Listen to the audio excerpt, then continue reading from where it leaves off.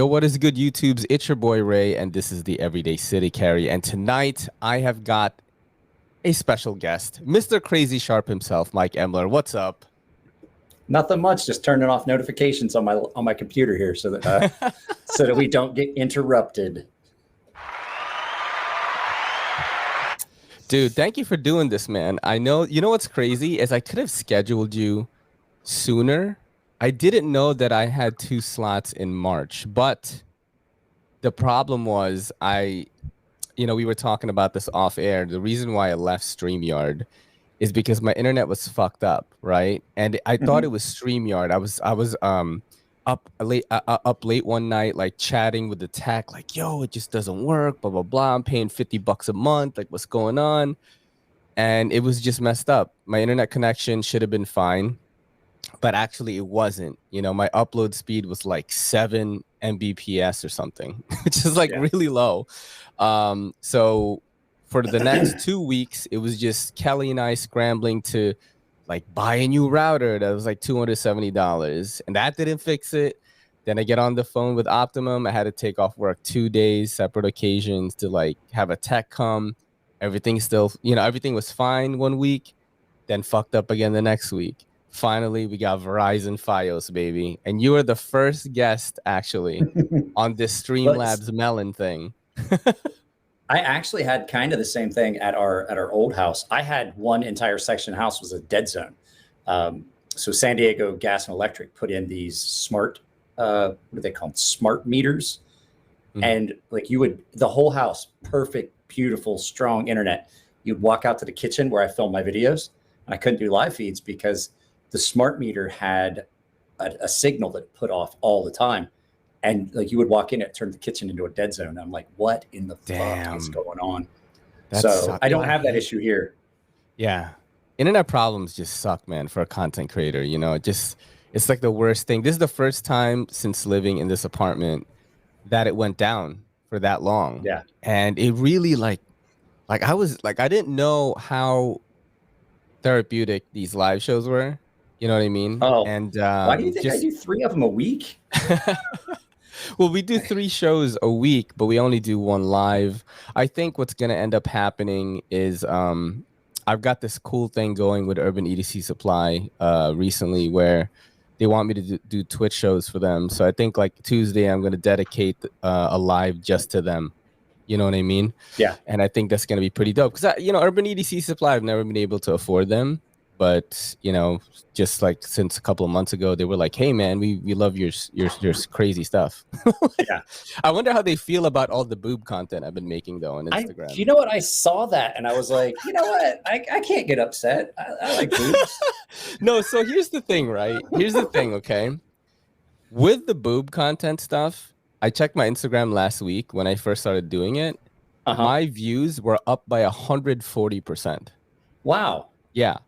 But here's however, the thing. I could give a shit less about Instagram. So for me, it's like I post on everything, so I watch everything, right?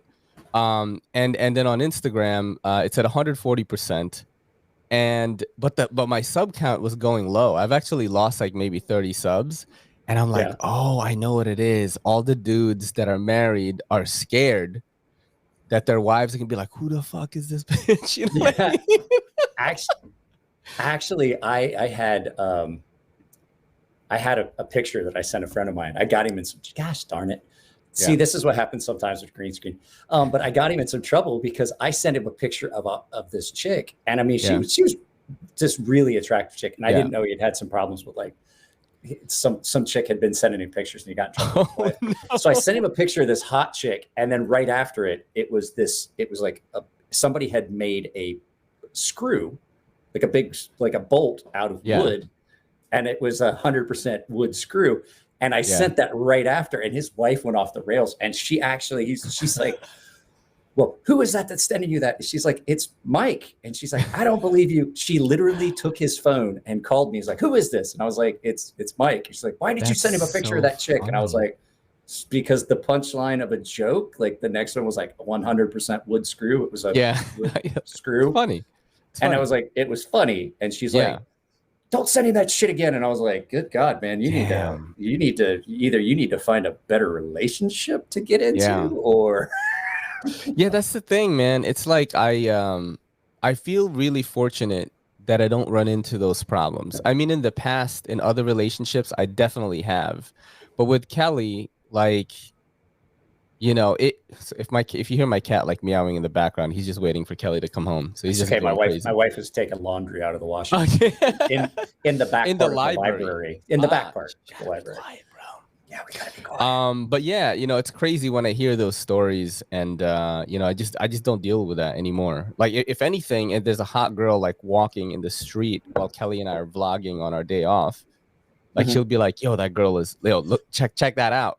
Or if I was gonna say, my wife will point them out. She's like, "There's no way I'm gonna stop you." Dude, if I see been married for 20 years. If I see a jacked, yoked Asian guy walking down the street, I'm gonna be like, "That's your shit right there." And she's like, "Yo, we getting you to that. You're gonna become that, right?" You know. And it's just there's no like, there's no like malice. It's like a really tall, really fat Asian guy with orange hair. You just don't see that very often. You got to point that out when you see it. You know, so I want to talk about like how you started with the hobby. Like, how did you get into it? Look, I grew up on a farm, and we butchered, you know, we hunted and we fished. And so I came by it like organic. Everybody had knives and stuff like that. It wasn't even really a hobby. It was just something you had to have. Like, you had to have a good knife. You had to have a fixed blade knife. You had to be able to maintain it. And we butchered, and, you know, we hunted, you butcher animals. So, I grew up where I think I was like 5 when I got my first knife that was actually mine, but I had helped butcher. And that's part of how I learned how to sharpen. So, I mean, really, it was just growing up in the country. I grew up in a town of 124 people, I think. Wow. And it's so like smaller than my high school graduating class, dude. my high school graduating class was 64 kids, but that was 3 elementary schools put together to make 1 high school and junior high. Like literally 7th, 8th grade was when you finally met like everyone you were going to go to high school with, because I think there's like 12 people in my elementary school class. 8 to 12, something like that. It just depended on the season, and we had kids that moved in and out. But yeah, I grew up in the middle of nowhere in Ohio, and so then I joined the military, and you always had to have a good knife when you're on a ship. And then I took orders to combatant commands and did what they call independent augmentation, an AI. Individual augmentation orders. And so I went downrange, and so I was issued knives. So I had combat knives. Went to Iraq twice on 2 different. Dude. Well, no, I was there a bunch more times than that, but like I went on 2 separate like 1-year tours, and I was in Bosnia, and so I was in Iraq again for like. So I was all over, and so I had knives that were issued, and everybody has a knife, and so it just becomes this thing that's just like always something you have. And then when I got out, I started sharpening knives for guys because I knew how to sharpen, and I had taught myself how to sharpen the way I do it now. Oh, my wife's home. Like, no, dude, that's crazy that you did like that many tours then. I wound up spending like total combat tours, like 28 months total. Damn. So, and that's not including like 6-month rotations and deployments and things like that. So yeah. I did two voluntary IAs where I volunteered to go downrange. That's crazy. That's awesome, man. Fuck, dude. That's something definitely to be proud of there. I always, so when I was in the military, I used to tell the kids that worked for me, like I never did the same duty twice. I might've been in the same geographic location. Like I spent 13 years in Japan, but every job I did was something different. Every place I went was a different platform. Like, oh, hey, I forgot something. I knew I was forgetting something. There we go. Forgot my light. So it's the remote is sitting right. It happens.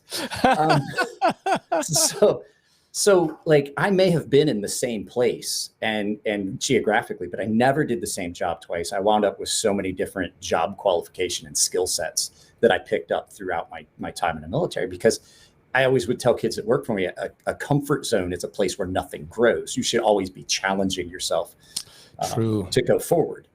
So, and now I put myself in a position where all I do is make YouTube videos. So I've completely went outside of what I was telling those kids. And I'm like, yeah, now I'm in a comfort zone, I guess. Do you, like, so that's how you got in the hobby. Like, how did you get into making YouTube videos? So I started, I was watching John Grimsmo stuff, and I had already met the guys at Ferrum Forge, and I was already getting into, like, I made the jump from like, I didn't make the jump from production knives. Like, I was issued knives when I was in the military, but I didn't get into like the budget knives and things like that, like a lot of people do, and then work my way into custom knives. No, I jumped right into custom knives. So my first couple knives were well over $2,000 and $3,000 each. You know, they were things that I saved for and I ordered, and then I realized they weren't exactly what I wanted.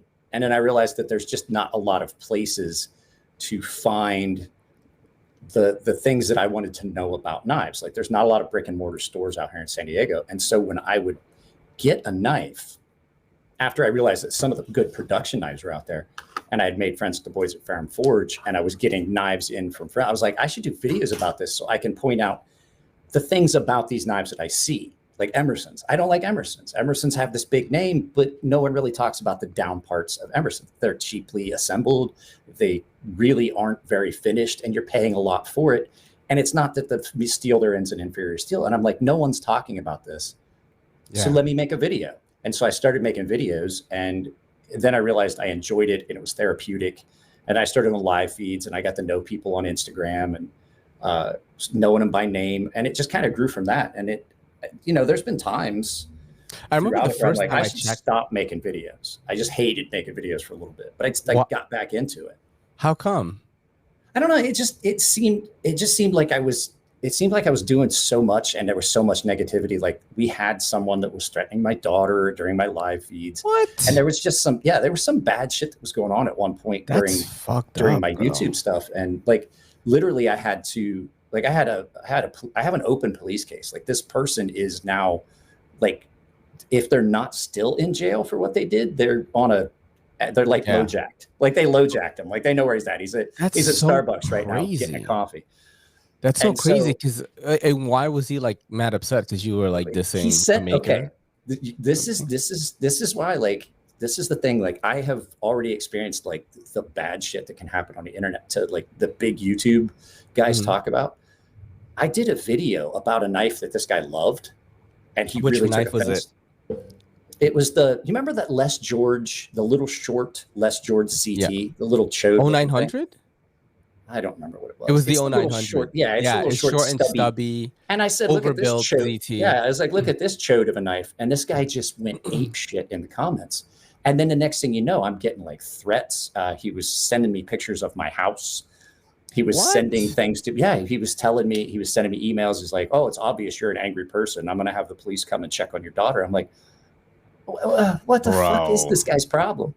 And so if you go back and look at it, that was, I don't know, 4 or 5 years ago. There was a period of like 4 years where I just kind of didn't do videos for like, I do like one a month. Now I'm doing 3 videos a day, basically. Yeah. That is so insane, man. I can't, well, I guess I don't really, I say a lot of outrageous shit on my podcast, and we watch a lot of outrageous stuff, but I don't really like go after people as much. But I'm more of a half glass full kind of knife reviewer. I stole that line from fucking Metal Complex, but you know, I'm very forgiving. And also, like, I literally claim that I don't know anything. Like, I don't go into the grinds. I don't go into a lot of the specifics, because I go about my hobby at a very casual pace because of where I live. Like, I'm not really using things, right? Don't forget, I'm also a knife maker. And designer. So and people are like, oh, every YouTuber's a knife designer. I was like, yeah, but I physically made the knives. Yeah. Like everybody's like, oh, now everybody's a knife maker. I was like, no. Or a knife designer. I was like, no, I made custom knives, and then realized that people like these. And I'm like, well, let's see if a company wants to produce them. And that led to the Stonefish, which was my combat tactical fixed blade. And the sea snake. That's the knife. And the sea snake, which is I love the sea snake, actually. I do too. It's great. I made a friend.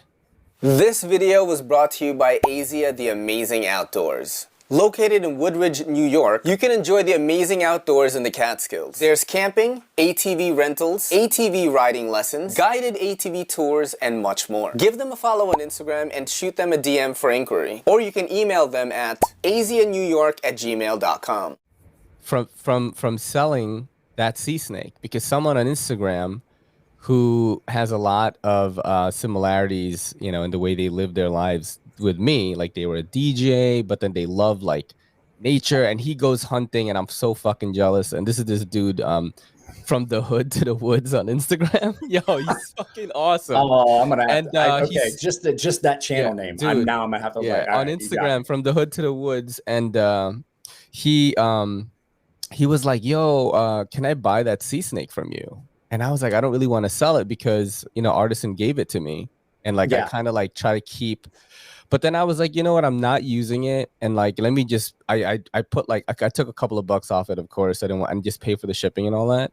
Yeah. And he's like become like really cool. I mean, you know, a lot of similarities in the tri-state area. I think he's in Jersey, but from the hood to the woods, bro. I mean, like I gotta be friends with that guy. I mean, it just makes sense. He's from Jersey. So yeah, it's on brand. He's always angry. He's just always angry. Like, he's like on brand to be friends with Everyday City Carry. Like he's like from the hood to the woods.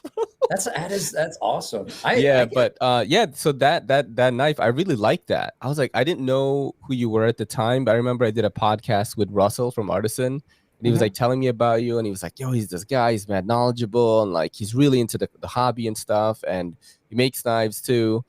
And when I got it, I was like, well, I could tell, like, you know, you knew what you were doing, like designing this thing. It felt really good, and I was really reluctant to sell it, but this guy was like, seemed cool, and you know, that's how you make friends in the knife community. $35. They're like $35 on Amazon.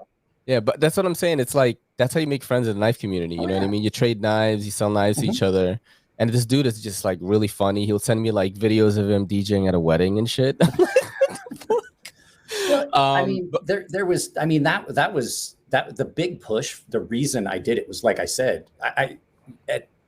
out here in San Diego, it's not like, as much as knives are not frowned upon, it's not like a knife friendly environment. There's not stores to go buy. Yeah. Most of the stores are closed. You can go to Big Five, but people are just buying knives blind. And so I just basically, I kind of wanted to like, these are the things I noticed. Like if you're like 6'3", like I'm 6'3", flat footed. I'm 6'4", wearing work boots. I wear like depending on the brand, XXL, XXL glove. Like, is that knife going to fit your hand? Like if you're a big guy, you're like, it might not. That's one of those things that just people just like, oh, you just always shit on knives. And I'm like, when I really think about it, I can only think of 4 times in the last, 7 or 8 years that I've been on YouTube, four times that I can honestly think of that knives got a bad review. Yeah. And it was either because they were a counterfeit, or they were an Emerson, or they were Benchmade, or they were Spyderco. And those, I mean, basically it's just or that one video you did where you bought these really crap knives and then you unboxed them. That was so funny, dude. They're over there, you know what's crazy is like a lot of the tech YouTubers, right? Like, you know, the reviewers on YouTube that are way bigger than us, right? The tech guys that are actually making millions of dollars. I cringe a little bit when I see them like take those out, and they're like, "Yo, check out this Spider-Man fucking folding knife." I'm like, fuck, bro. It's terrible. But I like totally respect the guy. Shout out to Flossie Carter. You know, like I love his phone reviews. He's one of the best. Flossie Carter, just take out like Therapy. Mr. What's his name? I can't think of it now. There's a dude that does the unboxing of tech gears, computers. There's MKBHD. That's the tall like black dude. Marquez. He's really good Marquez. Too. My favorite is Flossie Carter because he's from New York, and he keeps it like so low tech, bro. It's so low tech, his setup. It's like Charlie White over at Penguin 01. Oh yeah, I know him. Yeah, I know that. Super low tech, but he's got like millions and millions of subscribers. It's just him talking to like a shitty like face cam. Like he's using his like a shitty greased up lens on his stuff. But we're talking about those guys that make millions of dollars. Yeah. And they're using those knives. And here I am barely scraping by, and I'm tearing up boxes and cutting up boxes with $1,000 Dude, Grimsmo though. I've never tried a Norseman before, actually. I've never If it wasn't tried for the one. fact that I can't go a day without putting this in my pocket, I would send this to you for review. I, But I have a can't. I would feeling. go into withdrawal. I have a feeling that someone is gonna send me one. People have been kind of like, "Yo," I try not to like take loaners too much from people that I don't know that well. Yeah. You know, because like, what if it gets fucked up? Like, you know, things like that. There are a couple You of don't have to guys worry that, about that with any of my knives. yeah. I'll send you anything you want, man. I've beat on my shit constantly. Thanks, man. I don't have any safe queens. So how did you get linked up with Artisan Cutlery? Okay. So this is a fun story. Not as much fun as the one story I did want to tell you. We'll talk about that later. Okay. So I got asked to go to USN because there was a gentleman that wanted to go to USN, wanted to enter lotteries, and just there was no way he was going to make it. Or so Explain we thought. to people, not me, what USN is. It's the Usual Suspects Network. It's like an invitation thing. Like you have to basically either be invited. You can buy tickets, but typically it's by invitation. Is it like some like knife centered type thing, or no? It's so Usual Suspects Network puts it on every year. They invite a select group of knife makers, like Brian. Okay, got it. There, and so it's a knife show, but it's like it's not like the bigger shows. This is like if you were going to have like a family reunion of all the people that you really like in the knife world, that's what it would be. Okay. It's just a low key group of dudes. Like there's not as much going on in sales. It's just basically everybody hanging out. People are walking around drinking at the show and they're hanging out at everybody's tables. Everybody's got smaller tables and it's set up at any rate. So we go to the USN show and this guy had asked us to go, me and Nico. He paid our way, like he paid for our room and he paid for our tickets and so it was no cost to us. Wow. And but all we had to do was enter into the lotteries. And so for those of you guys that don't know, knife show lotteries are not like, hey, you won the knife. No, you win the chance to purchase the knife. But it's a chance for you to get a knife that you would never be able to get regularly. And so come to find out he was going to make it. He's like, I can make it. He got his ticket. He got on the plane. He showed up. So now he has 3 entries in all of these lotteries because we went as his, basically we went to go for him. He was going to pay it. He was going to send me any money. And Nico and I had pulled out cash so that we could buy these knives. And so we went as a proxy. Well, he shows up. So basically all we had to do then was he just listened for our names for us to go. And Nico and I were free to run around the show. And so we entered all these lotteries and we hung out with all of our friends. And I had a custom sea snake on my belt. And I saw Dylan Mallory before the show started. Love Dylan the day Mallory. before. And so Dylan was pointing at Russell. He goes, no, that's the guy I was talking about. That's him right there. And I was like, what are these 2 little midgets? Like, lollipop, you know? And I was like, what are they pointing at me? Because I didn't know Dylan by his face. I knew Dylan from designs and things like that. I'd never gotten really to handle one if I'd seen them. And I was Dylan like, is the most innocent looking knife maker I've ever seen. Dylan is tiny too. Yeah. I mean, like baby face too. And like just everything about him exudes like I want to help him no matter what. If he was like in a video game, like this is the NPC I'm gonna trust right away. You know what I'm saying? That's the one you're gonna protect to get from town to town. Right. But anyway, so he introduced me with Russell with Artisan, and I had that knife, and Russell saw it and he goes, man, I really like that. And so at any rate, the show goes on. First day we hung out. Second day, because it's a 3-day show. So it's Friday. So it's Friday evening, Saturday, and Sunday. And so Saturday was my birthday, and I had stopped by the Artisan table, and Russell showed it to the boss, and he goes, hey, can we get this into we don't have a good fixed plate. Yeah. Can we get this in our lineup? And the boss was like, I don't know. So I'm like hanging out. It's my birthday. I'm hanging out with Aaron Frederick and Will and Eric Touch and Nick Shabazz and,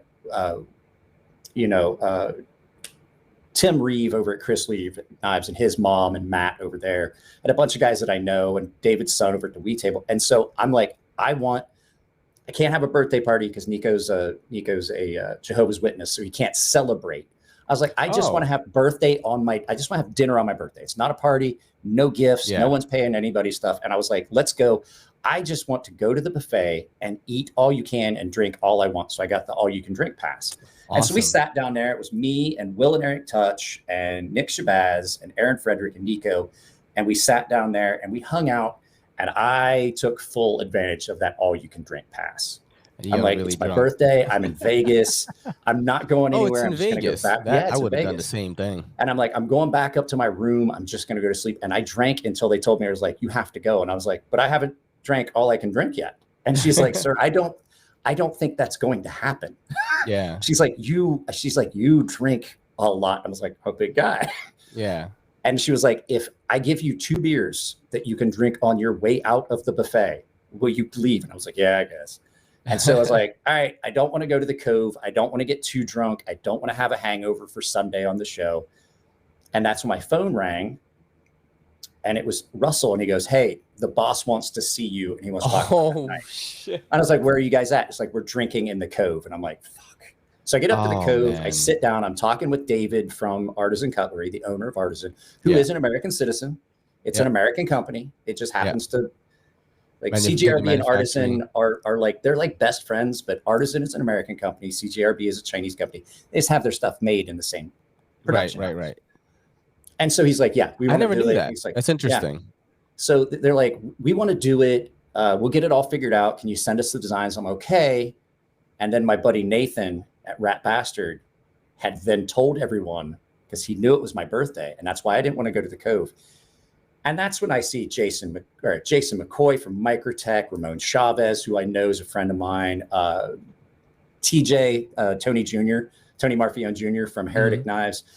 There's a whole line of people that are all lined up, and they all have bottles because the Cove is really expensive drink. So you bring your own alcohol to the Cove. Yeah. I woke up on Sunday morning and wished I had died as a child. Like, I woke up and I opened my eyes. I was like, oh no. And then Nico was like, do you remember last night? And I was like, no, not really. He goes, you don't remember taking a bath in the bathtub at 3:00 in the morning? I was like, nope. He goes, do you remember the fact that you basically signed a contract to get your knife into production? I was like, I did what now? He's like, yeah. And I was like, funny, bro. I'm like, I guess it was a successful evening. He goes, yeah. He's like, I was like, let's just get out of town. He goes, no, we have to go to the show. And I'm like, oh, I want to die. It was horrible. Yeah, I used to go to Vegas for those like giant music festivals, like EDC, like the other EDC. I used to go to EDC. Like I went there 4 years straight. My buddy Tino, that was in my live feed last Friday, he goes every time they have an EDC out there. So Kelly has never been to those types of festivals before. So I'm definitely gonna take her. I'm gonna have to come out of retirement, like partying retirement. But yeah, I remember the most fucked up I got in Vegas. We just landed, EDC the first day, because EDC is 3 days. The first day was that night. So we landed, got checked in. My mom has a timeshare at Wyndham. So like we just stay there all the time. So, and then you can, if you have an MGM like card, it doesn't matter how old it is. You can go to their pool and use their lazy river and hot tub. They don't even check. You just have to show the card. So I took the giant Gatorade bottles and I just made like cranberry vodkas. I just mostly vodka. And like, when it's sunny, right? It's hot. You're in the lazy river. You're just drinking like crazy. Bro, I was so drunk that when we got back to the hotel room, I laid down and I got the spins. And I was like telling my friend Spazman, I was like, Spazman, I'm dizzy. Give me the Adderall. No, you just put your foot out. You just kick one foot out and put it on the floor. It stops the spins. Where's the Adderall? And there was an air conditioning repair tech because our room's air conditioning like fritzed out. So this guy was repairing the air conditioner, and I'm just like, give me the Adderall, Spaz. I need to wake up. We need to party. I was so drunk, bro. It was crazy. I think the only time I've been that, I think that's one of those hangovers that I'll remember for the rest of my life. Like you have, like, I'm 47, and every once in a while you'll have, I had one in Australia. Yeah. I had one in Vegas, and the one I remember the most was the first time I went to Guam. I was like 18 years old, and you can drink legally there because I was in the military. And it was the first time I'd ever had Long Island iced teas. And I remember everybody was like, do you remember last night? And I was like, no. He's like, what do you remember? I was like, I remember throwing up in my own underwear. Oh, shit. Like, I was sitting on the toilet and I'm like, I feel sick. And I was like trying to take a crap and my underwear's down around my knees and I threw up in my own underwear. I remember that. That's everybody's like, you what? Yeah, man. That's hilarious. What do you say we do some segments here? I've got a segment called Sharp or Dull. And Oh, we're gonna God, look at okay. some knives on Blade HQ's new arrivals list. I have a few selected. Now, did I take a lot of time to select these knives? No, they're literally just picked, and I Here's the wanted thing. to go over them with you.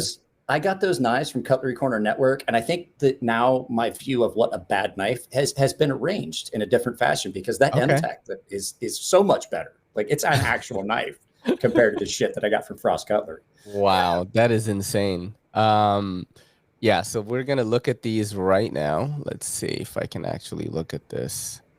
I gotta take this one out. Okay. Getting used to this new thing here. Chrome tab, boom.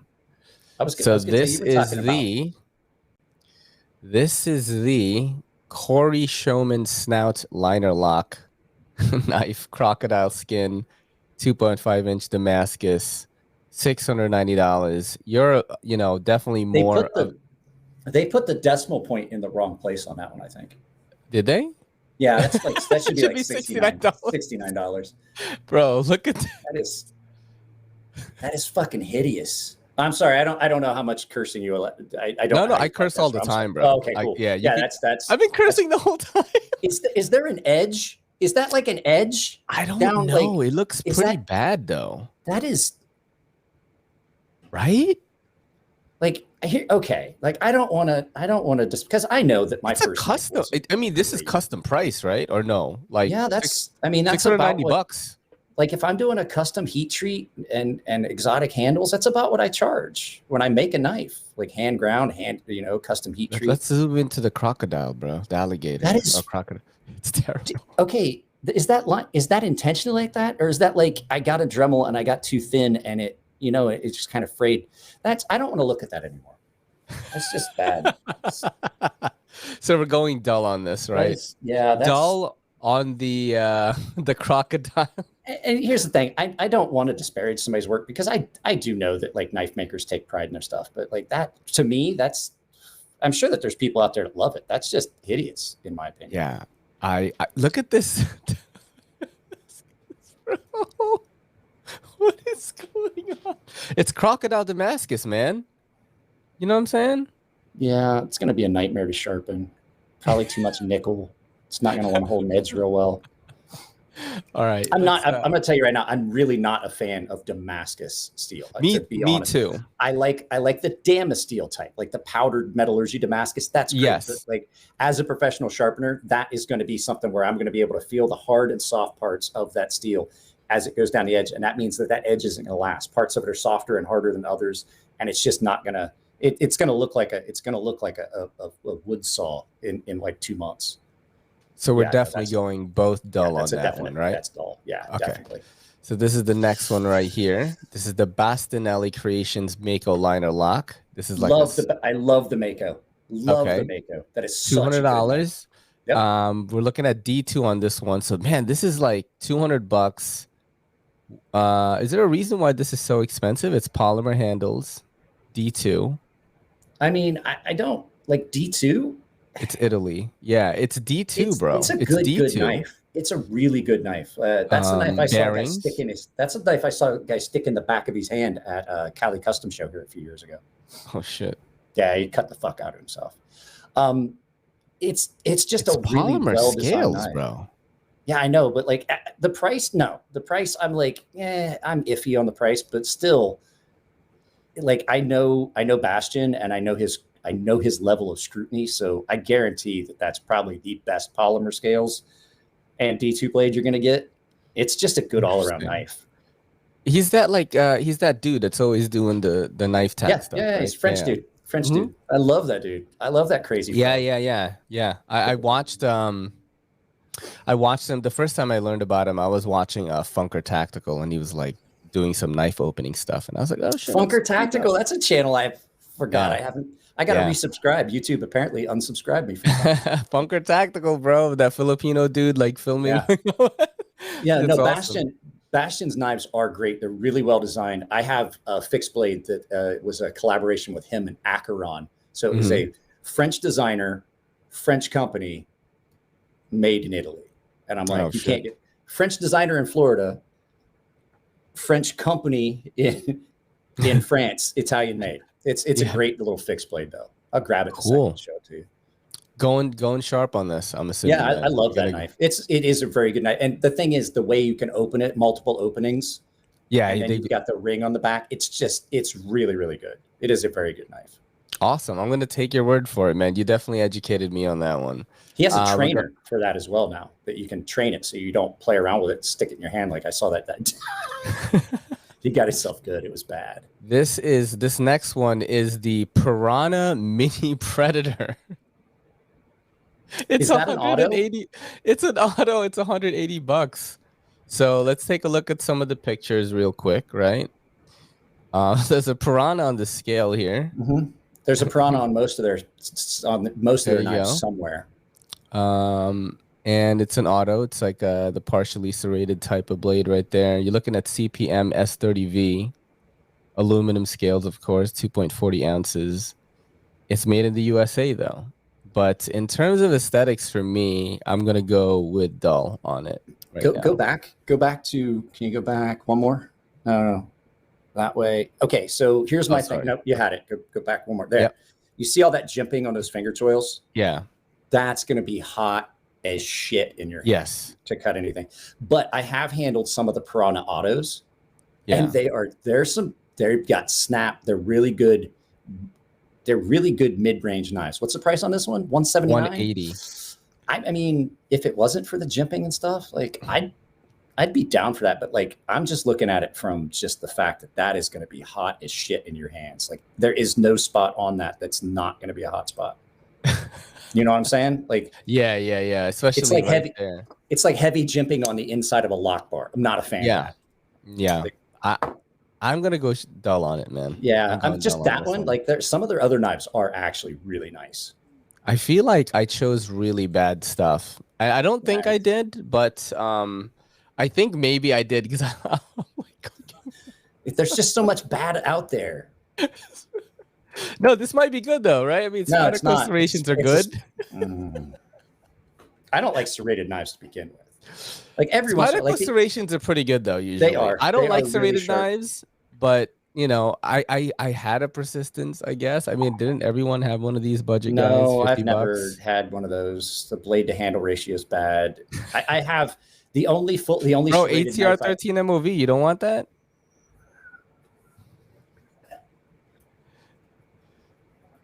I think I picked the wrong time to quit drinking. So you know what? Here's the thing. Like, I just don't like it's just a native. It's just a native with a frame lock. Yeah. The thing is, or liner lock. I mean, so the persistence, right? Because like those line of Spydercos, the budget ones, the persistence. What is it?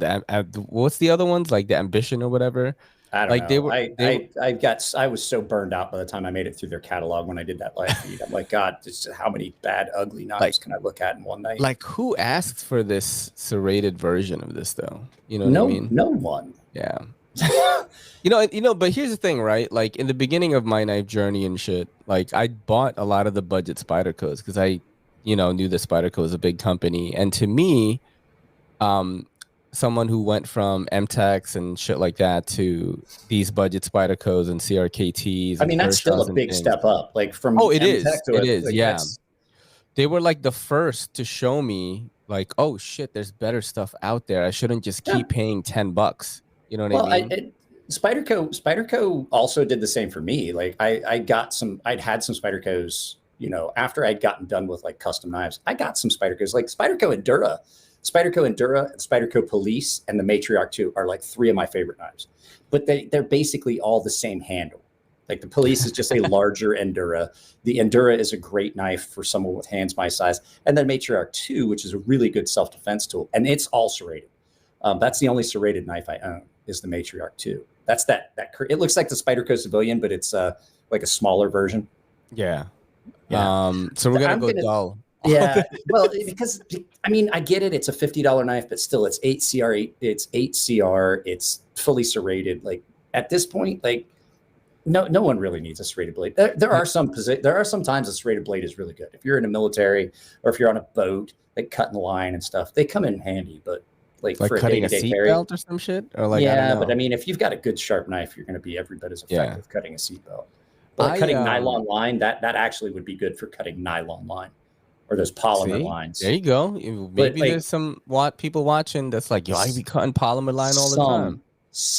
That's a smaller, that's like a niche market. Yeah, dull. We're gonna go dull on that. All right, here's the next one right here. This is a Liang Ma design model 18 integral, 599 smackaroos, bro. See, this is why I don't like integrals. They're always more expensive. They're heavier, and they're more difficult to clean. You don't. Okay, so you don't like integrals either. I just don't like it. It doesn't make my my fucking metaphorical knife dick hard when it's an integral. Like I don't go like, oh shit, I gotta have it. You know what I mean? I can take this all the way apart and clean everything inside it. Guess what? Two-piece construction. That is more expensive, more complicated, heavier, and more difficult to take apart. Yeah, I'm gonna go dull on this one. It's a good looking knife. Don't get me wrong. Is it though? Yeah, I like the blade on that. That's a good looking blade. Actually, let's zoom in on the blade a little bit. Yeah, that's a good looking blade. Comes down really nice, cool. Nice. Man, Blade HQ's pictures are like crap, bro. Yeah, because if you look on like Urban, I use Knife Center. That's why I use Knife Center. Their pictures are better. The next pod, I'm gonna do that, bro. I'm gonna do that because this is like blurry as shit, man. I'm like, what the hell? Okay, you've opened my eyes. But I'm still like, that's too much. So yeah, it's S90V, S90V full time, of course. S90V is a good steel. That's one of my favorite steels. But yeah, I mean, just still even that, like, I'm not going 600 on that. Yeah. I'm going dull. Man, we have dulled everything, bro. No, the Mako. Oh, the Mako, we sharp the Mako. The Mako was good. And like I said, that Piranha other Piranhas are good. It's just not that one. Yeah, it just had some issues. The Liang Ma Model 18. It's still a good looking knife. It's just too much. They have other versions, I think. Yeah. I don't know if it's an integral or not, though. I'm not too sure. This is the one that I saw that I picked. So we're going dull on this one, but it still looks cool. This is the John Gray at Borka Blades S Rambit 1650, bro. So I know both of these guys. I love John. He's a big grumpy bastard. That is a good looking knife, in my opinion. It looks pretty cool. Now, what's the price on it? 1650. Yeah, but you got to remember that's a collaboration between two super well-known knife makers in the tactical world. And is that a custom? It does not say. Yeah, it's a custom. Yeah, it does. Where does it say right? that? It says Borka Blades Custom. Ah, gotcha. Custom knives. So, I mean, you got to think, like, everybody's like, oh, that knife, custom makers' knives are too expensive. Like, by the time you get done having made knives, even at like $600-700 a knife, when you look at the big scope of how much time I've got tied up into it and materials, true, I'm making maybe $50 to $100 on that knife. That hit my dude, bro. Okay, so to tell you like how good of a knife I think that is, I got goosebumps and it's 75 degrees in my garage. So holy shit. Yeah. I mean, it does look pretty cool though. I'm not gonna lie. That's a good looking knife. And I mean, you can just like look at it and see like that's going to be comfortable. It's going to fit your hand well. It looks like the stitch with a karambit handle on it. You know that Microtech Stitch Auto that Borka. Yeah. Borka I think I saw designed. Little Fit Devil playing with it before. Yeah, I'm gonna go sharp on it. Yeah, I'm digging it. I mean, in big scope of things, I mean, I paid almost $1,000 for this. Then when you add in tax and shipping, it was over. $1,000. So, and I bought that used. Borka Blades S. Is that S Rambit or do you gotta roll it like Srambit? Srambit. I don't know. Srambit. I want you to look at this. Does this hillbilly look like he knows how to pronounce anything? I'm not the dude that you go to ask pronunciation or spelling. All right, we're gonna go sharp on the Srambit. Yeah, I like that. That's a good looking knife. Go to the next one here. This is the John Gray Knives Custom Blood Shark 1500. I don't like it. Yeah. I was gonna say like right now. Aesthetically for me, like I don't like it. I don't know a lot about customs. I've never had a custom knife before. Well, here's the thing. Is it a custom? Yeah, it's a custom. Yep. Scroll back up. Oh yeah, John Gray Custom Blood Shark is a masterwork of cutlery excellence.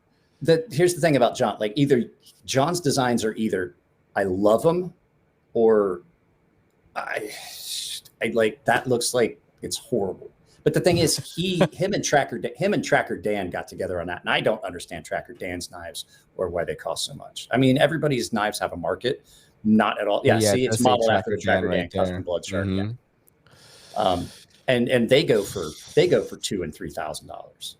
Damn, this is crazy, bro. This is like way out of my territory. I'm glad that I picked some pretty, high price stuff and you're here, because this is like way beyond my scope. Well, John and I always argue. John and I argue at every show. He's like, I saw your knife. It's a good looking knife. He's like, that's that forward choil. I was like, John, I like a choil. I like not getting into it. He's like, well, you can still get up there. And I was like, it's John. I keep explaining to you, fat old bastard. It is the fact I don't like how the edge comes up. I like the aesthetics of having that sharpening choil or finger choil where the edge comes down, terminates nice and clean, and does not build this frown. He's like, it's just a waste. And I'm like, in your opinion, I like choils, man. I do too. Yeah, I like finger choils, bro. I think they look pretty dope. Yeah. I'm gonna go dull on this one. We're both going dull on that. Yeah, Let's see what else. I think I have one more left here, and then I have another segment for you after this. Oh, yay! All right. So this is the final one. This is the San Diego Knives plus Ferrum Forged Tonto Key Bar. $79, bro. Okay, so this is one of those things where this is a very niche thing. Did you get to try this? Bro, I was there when they designed it, thought it up, prototyped it, and got the first prototypes in. I used to be at Ferrum Forged Knife Works like every fucking day. Wow. Like if I was, because I had so many jobs, I had so much stuff that I was doing. I would be in the area. We had some outlying areas where I would do counter surveillance.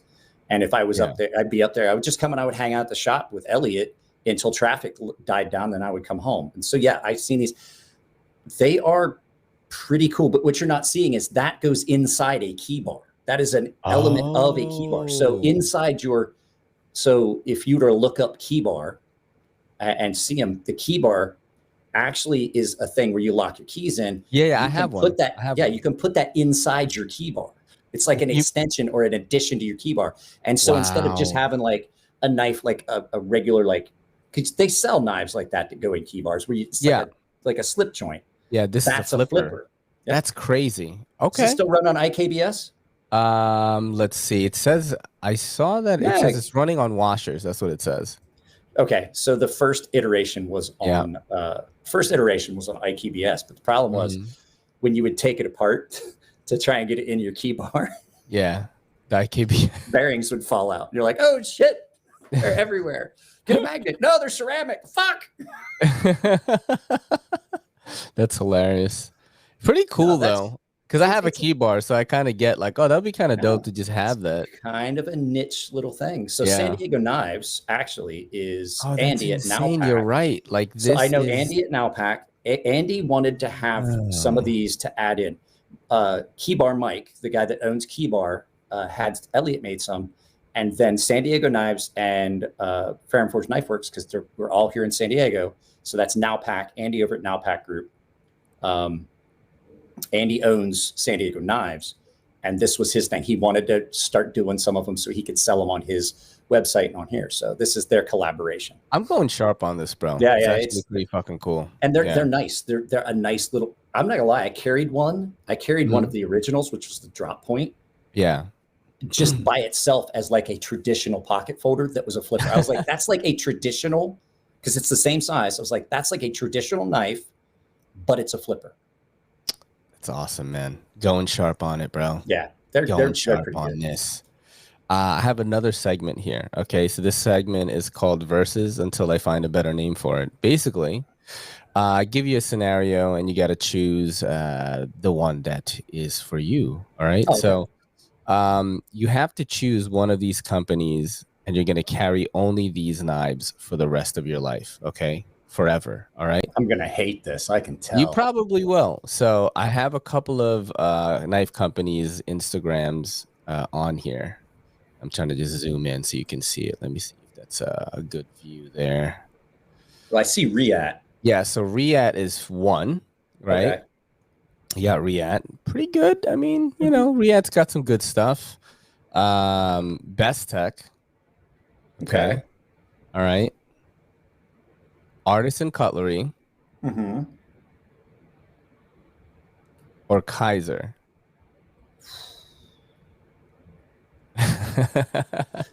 So I'm kind of torn because the best production knife I have ever owned is the Riat Horizon D, and has been hands down the best production knife I've ever owned. I have a Star Boy right here. This is the first Riat I've ever owned. Oh, they're so good. I like it a lot.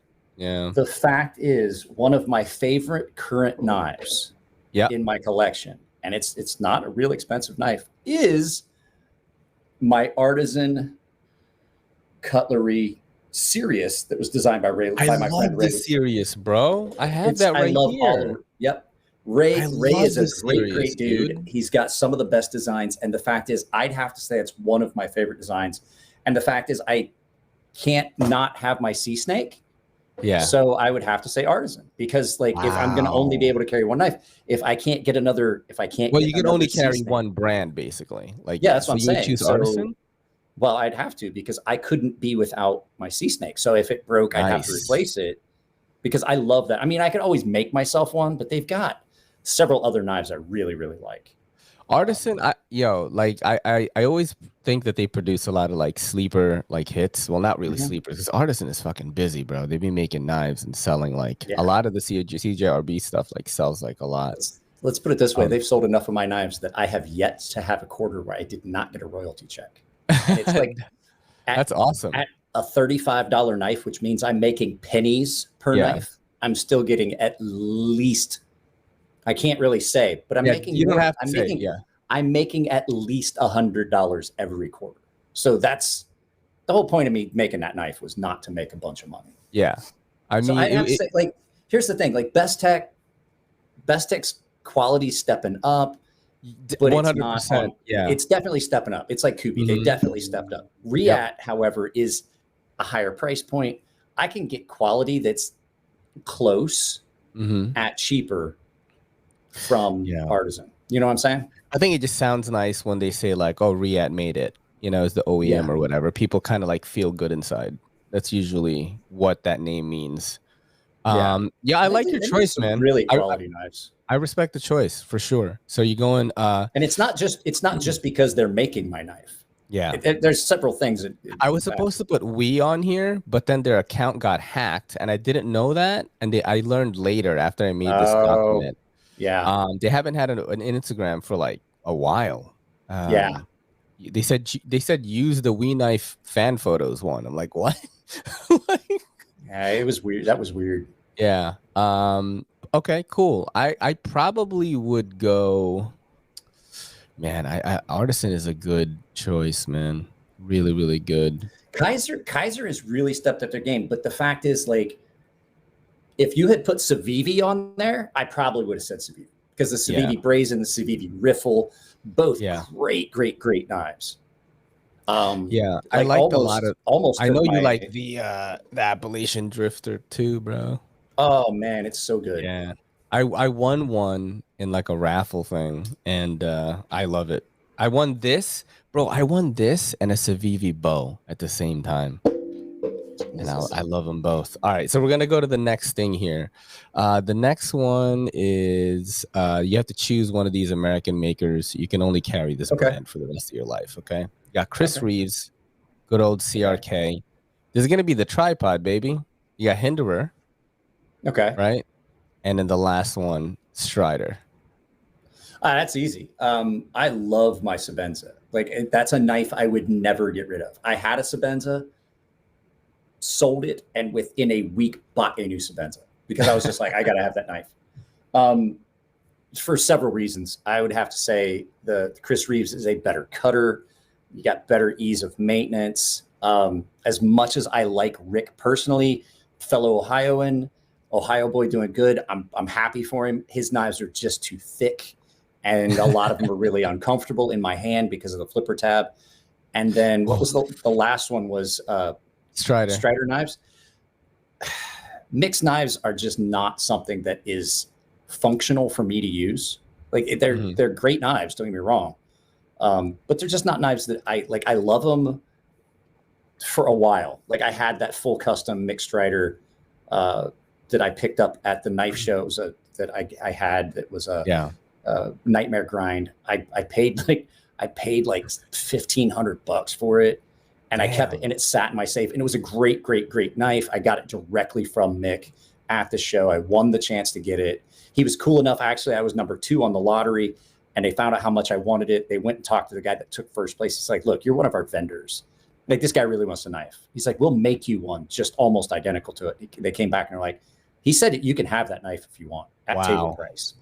And I was like, you guys went out of your way to do that. And I was like, that was really cool. But the fact is, like, Chris Reeves knives, for me, more functional, more reliable, another great American-made brand. And it's more what's up my alley for across the board, just work knives and things like that.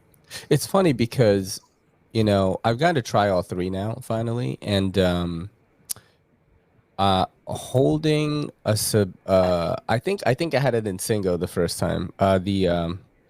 Fuck, which one was it, man? It wasn't a Sabenza, the first one that I tried. I forgot which one it was. Was it an Nkosi? Nkosi, yes. Yeah, that's a good knife. Yeah, I had the Nkosi, and I think shout out to the Lawn Ranger who let me borrow it that time. This is like maybe year 2 of my YouTube fucking career, if you want to call it that. And I learned, like, okay, I can see why people really like these. You know what I mean? Like the quality, just like everything about it. Yeah, like everything about it. You know, like literally everything. You know what I'm saying? It's built, and you feel it, and you're like, okay, this is built for me to use. It's not built to go in a safe. It's not like a showplace knife. It's not anything super. You can get super fancy ones, but it's just straight up ready to go to work. Yeah, I like it. That would definitely be my choice. I've been brainwashed by Metal Complex too much, though. So I really like Hinderers lately, especially the flipper delete ones. I like the flipper delete. The flipper deleted ones. Non-flippers. The non-flippers. Yeah, I love those, bro. The small ones. The XM18 3-inch. Yeah, my knife of the year last year. But the fact is, there's still, like, for me, like, I've got to be able, like, I'm like I base all of my opinions on knives on like how I'm going to use it. And when it comes down to it, like, that Hinderer is not going to serve me as well as that Sabenza, or even something like I said, like this PMP Big Boy, because this is so much thinner and it cuts so much better. I love the knives. I love the aesthetic. The flipper tabs on his knives just don't work for me. Dude, and when you flip it and the jimping on top just like hurts your index finger, bro. Yeah, you're like, I'm like, why is the flipper tab on backwards? It's like wiping before you poop. It doesn't make any sense. It's like it's like, ow, that hurts. It's so funny. All right, so I'm going indoor. You're going CRK. That's cool. So we got one more question.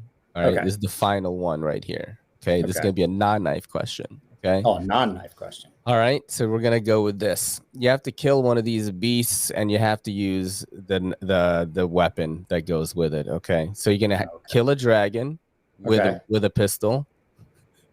Okay. All right, or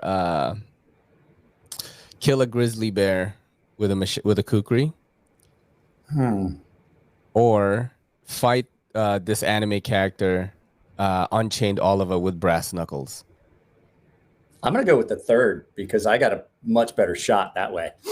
Because if I shoot a dragon, I'm pretty sure it's just gonna piss him off, and I don't want to be close enough to a grizzly bear. So this guy, right, in the anime, like, he can repel like knives with his muscles. Yeah, but you said knives. You didn't say anything about brass knuckles, because I'm not hitting him. I'm not gonna hit him in the muscles. I'm gonna hit him in the mush. I'm gonna punch him in the mouth and then hit him in the temple. Get him down. I'm just gonna pound the side of his head. I do think that. No, that ain't happening. I do think that for me, I would choose to fight the bear probably, because I'm gonna get killed either way. Because this guy they call him Unchained for a reason. Like, he's crazy.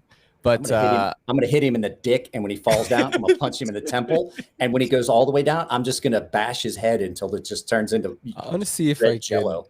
Let's see. I don't watch anime, as you can tell. I will say, we were talking about music, and you were talking about EDM.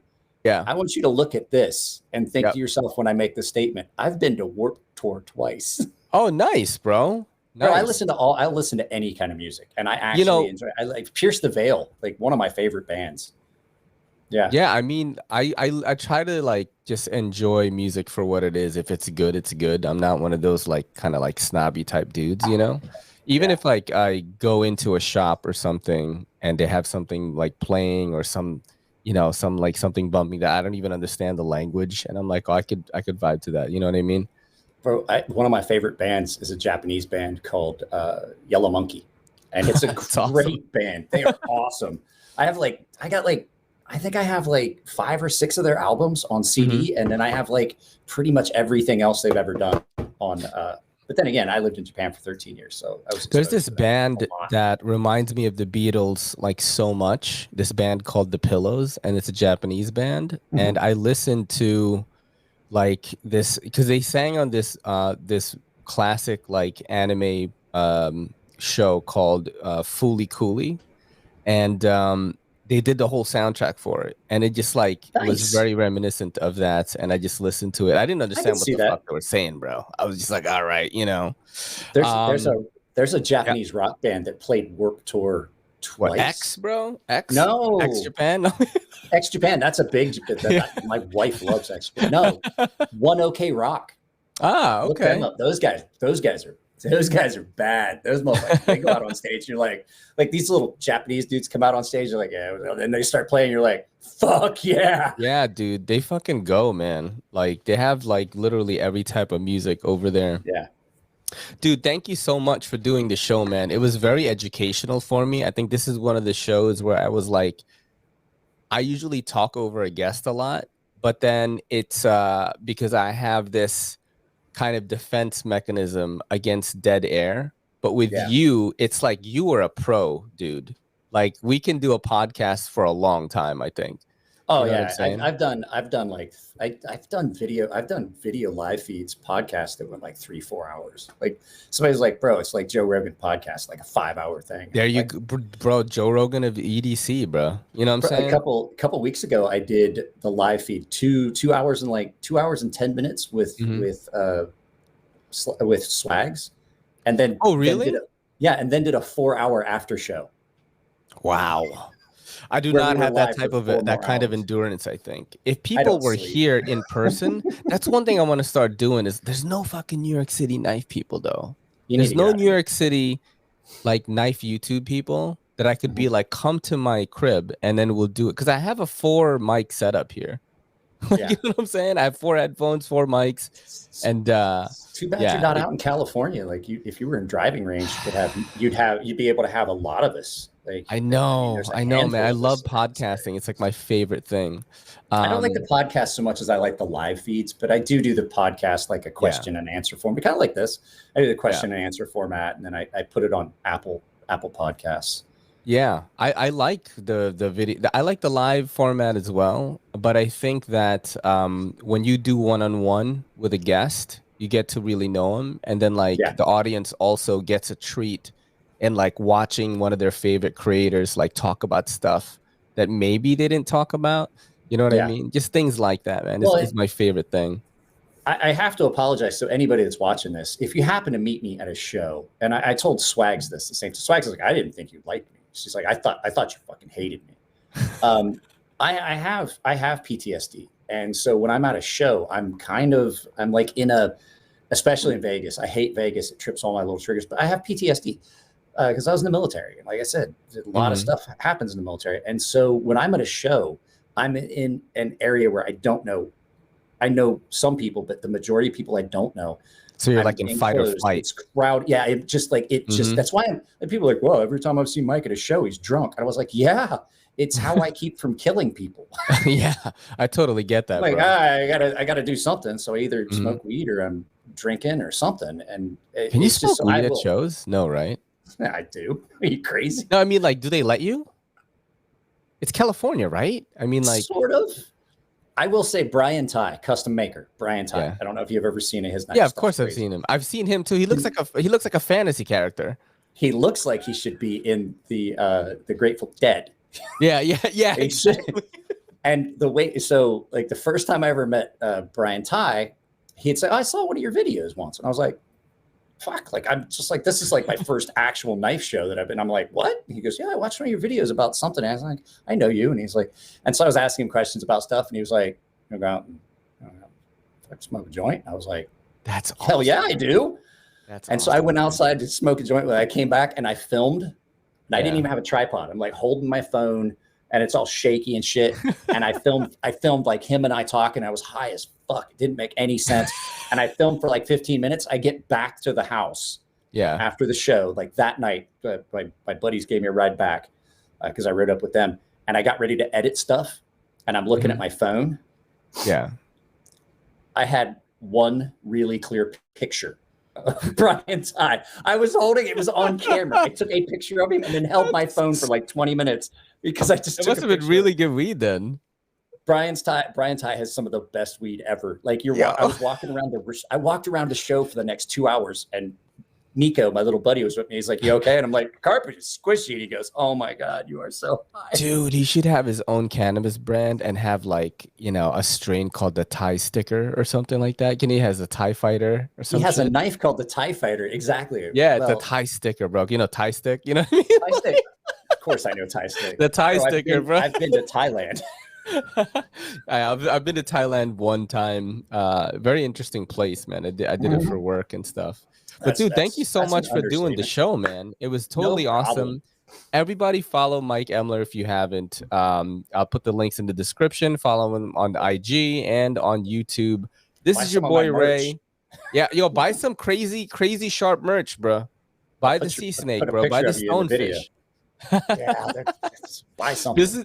This is your boy Ray and Crazy Mike Emler, Crazy Sharp, saying good night, peace. This video was brought to you by A-List CBD and A-List Unlimited. Are you tired of looking through CBD products and not knowing what the heck is going on? What are these products even? Do you hate going to smoke shops and people there don't even know what they're selling? Come through to A-List CBD and A-List Unlimited. We actually test the products ourselves. That way we can give you an accurate description of how it works and how these products will make you feel. We carry trusted and proven brands like CBDMD and 7th Hill CBD, as well as other smaller brands that we like and trust. Give us a follow on Instagram for updates on restocks, new inventory, and sales. We also ship to all 50 states with priority shipping. Just send us a message on Instagram. This video is brought to you by the Beautiful Leather Goods by Andar. All products are 100% full grain leather. Orders over $35 get free shipping automatically. You get free exchanges and a 90-day return policy. Maybe you want to pick up the Apollo. Or if you're like me and you want to go super minimal and slim, you'll probably check out the Monarch.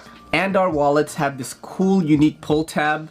They go like this, getting your cards out. That allows quick access to your cards. Head over to andar.com and use promo code EDCC to get 15% off your entire order. Yo, don't forget to hit that subscribe button, and don't forget to hit that bell icon so we can squad up in the comments.